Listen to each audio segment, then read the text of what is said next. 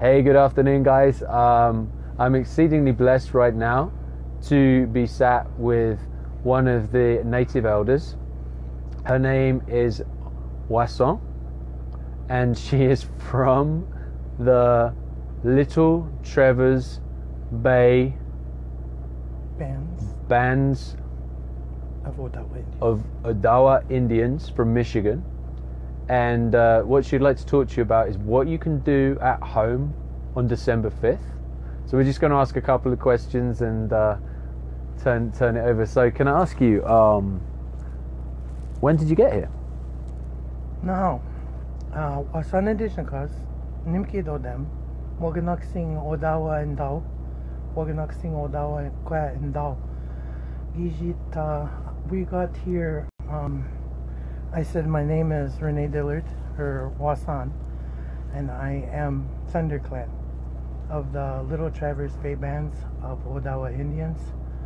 Is my reservation, and we got here a couple days ago on accident. On accident? Sort of.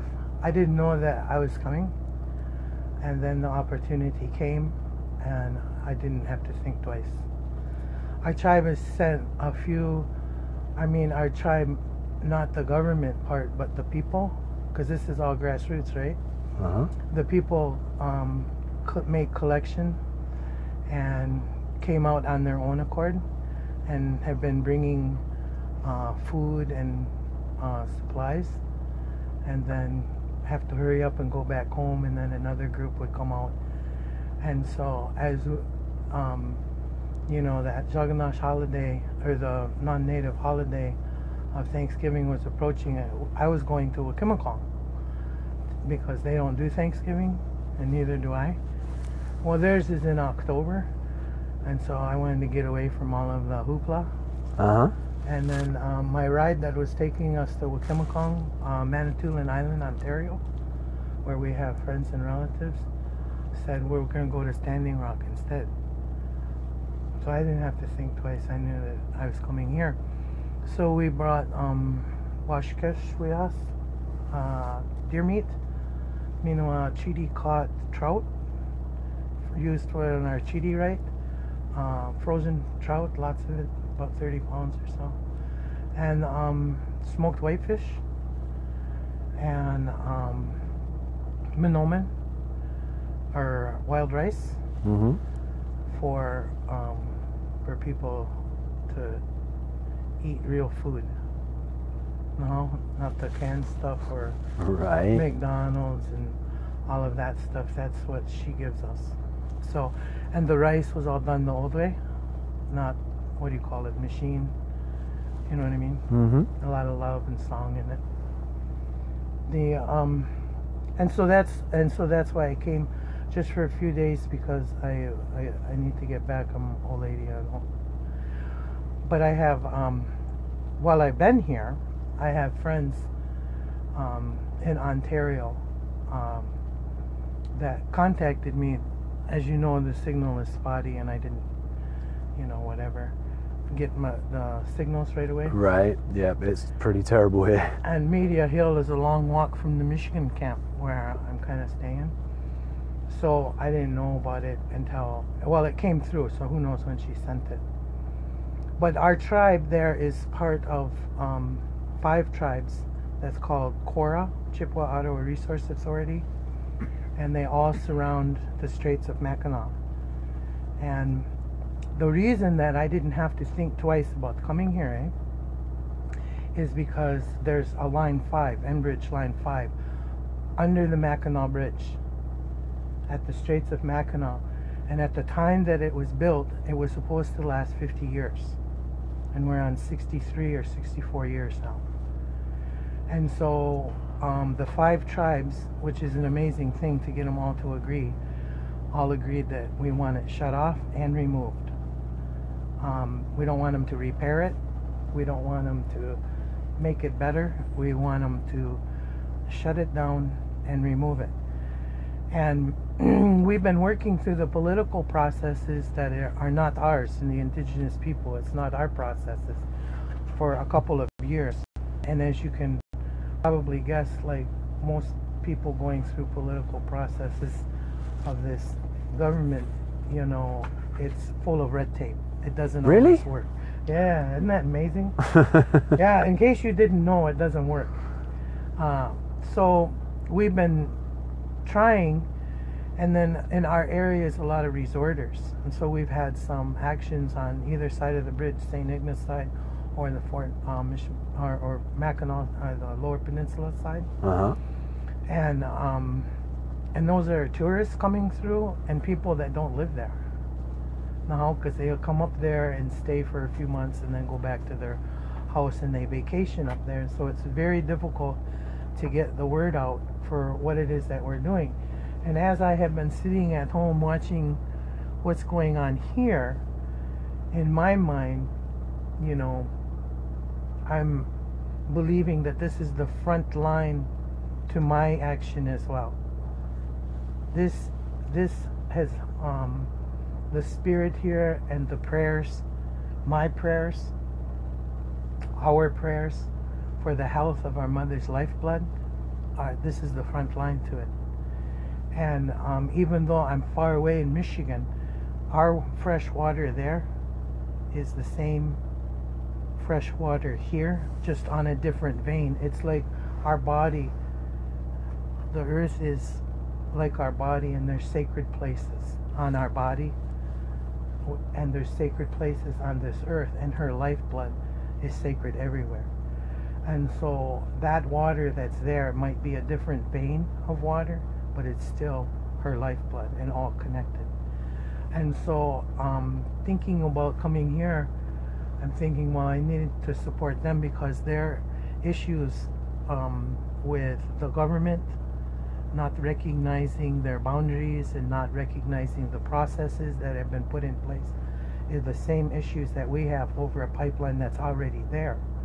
So as they want to repair it, and or replace it or whatever that they want to do to make this, it's past due.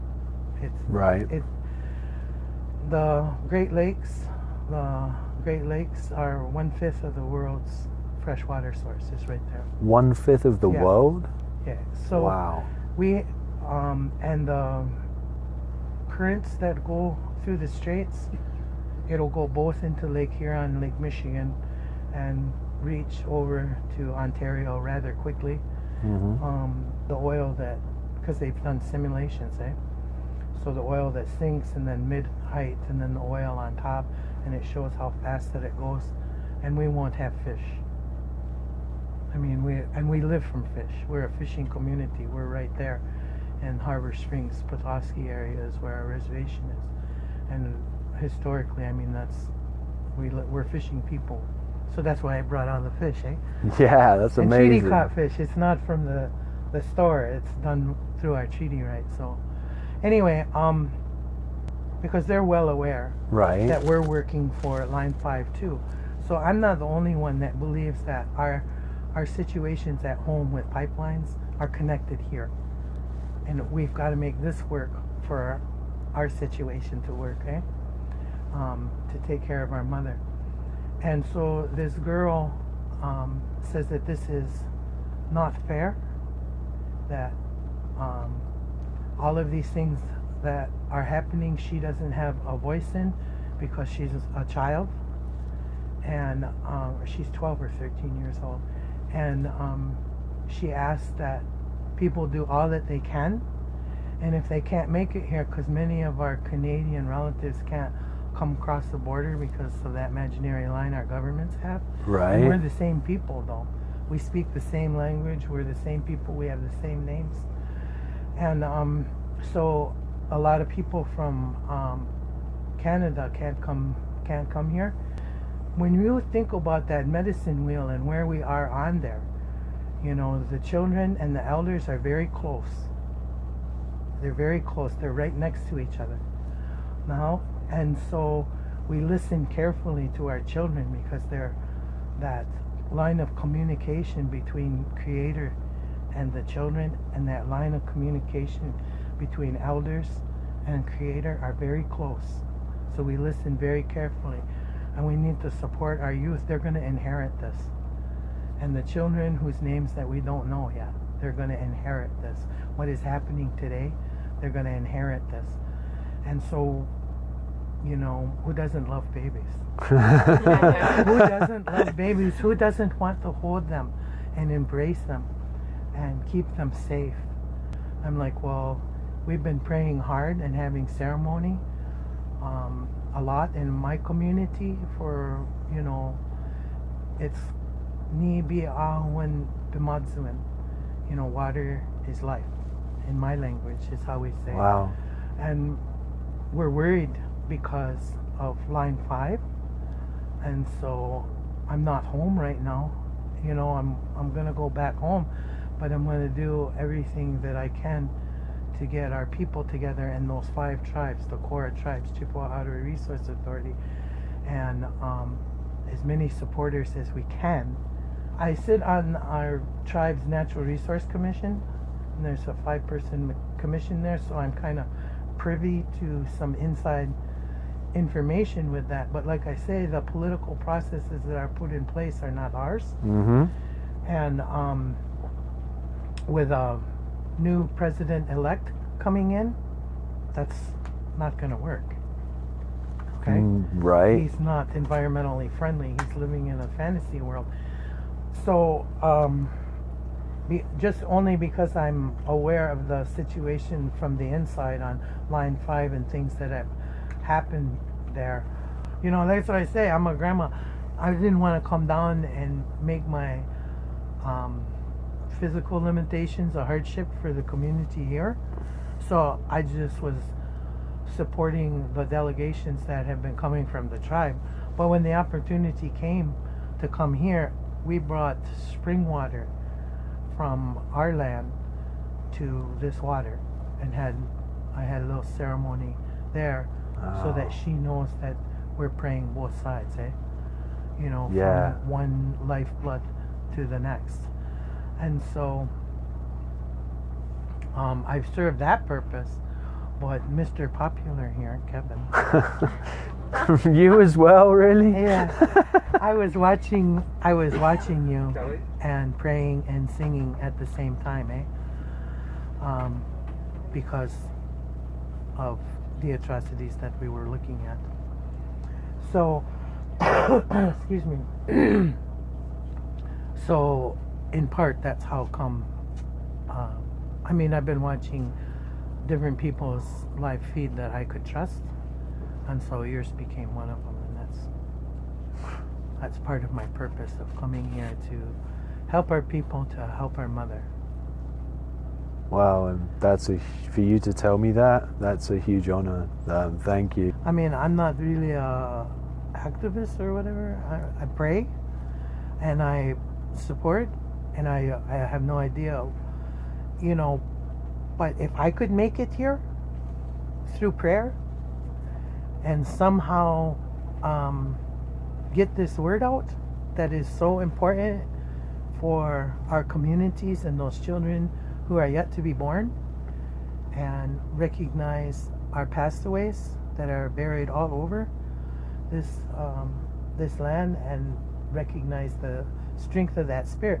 If I could make it here and try and make a difference, then the people, my prayers are, the people watching this will think, well, maybe I'm the one that can organize this. Maybe I'm the one that can call my neighbors, or call my church, or call my bingo buddy, or call, you know, my Euchert group, or people, you know, and say, hey, let's go and just do this, and use Facebook Live to organize something by letting other people know and make a stand.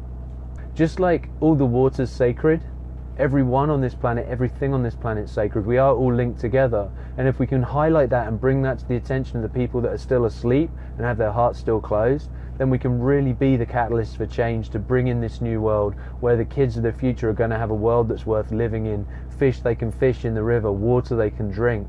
So I'm extremely blessed to have been accompanied today And I was going to find this lady. She took it upon herself as an elder to come across camp and find where I was so she could help get this message out. So for doing that, thank you so much. Woo-hoo. You know, in our traditional stories, when you think about it, and this is one of the, you know, through prayer and meditation, you know, you kind of get answers to your prayer through meditation.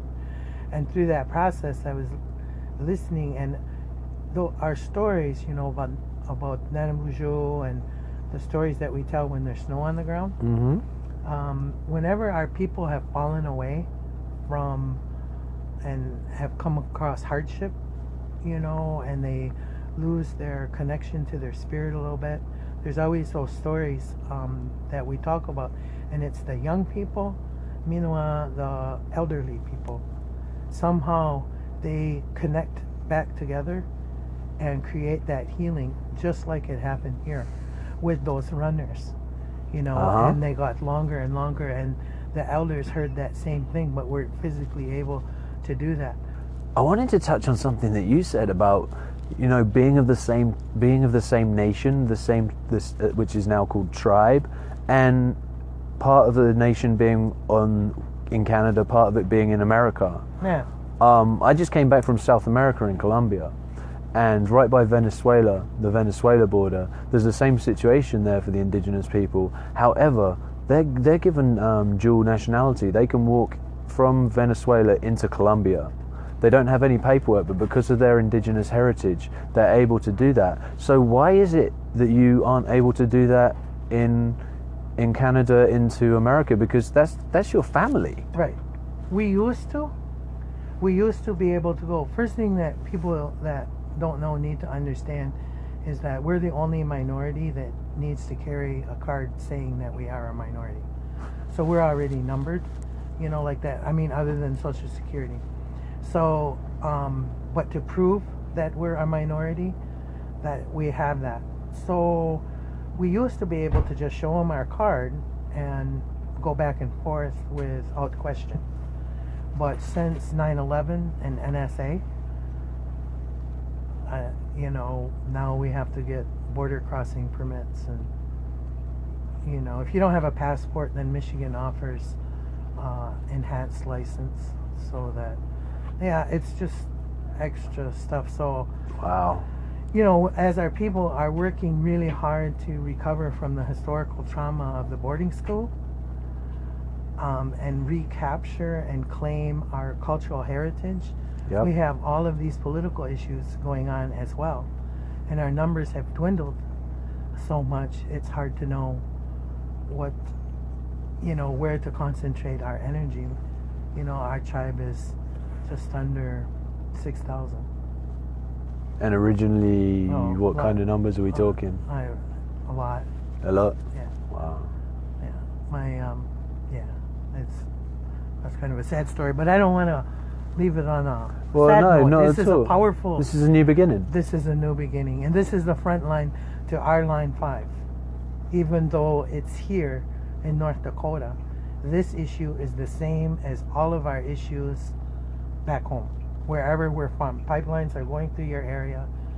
It's endangering, and that's enough. And so the ultimate big picture in my mind is not that we want to stop big oil from stopping legislation for renewable energy.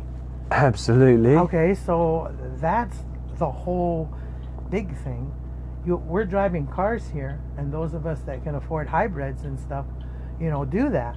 Right. You know, my tribe has solar panels at our fish hatchery, and we have geothermal heating for some of our houses. Right. And we have laws on the book that says that you must recycle when you live on the property or work on the property.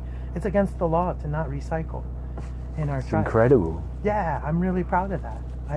That's how you make a difference. It's one person at a time, one tribe at a time, one community at a time.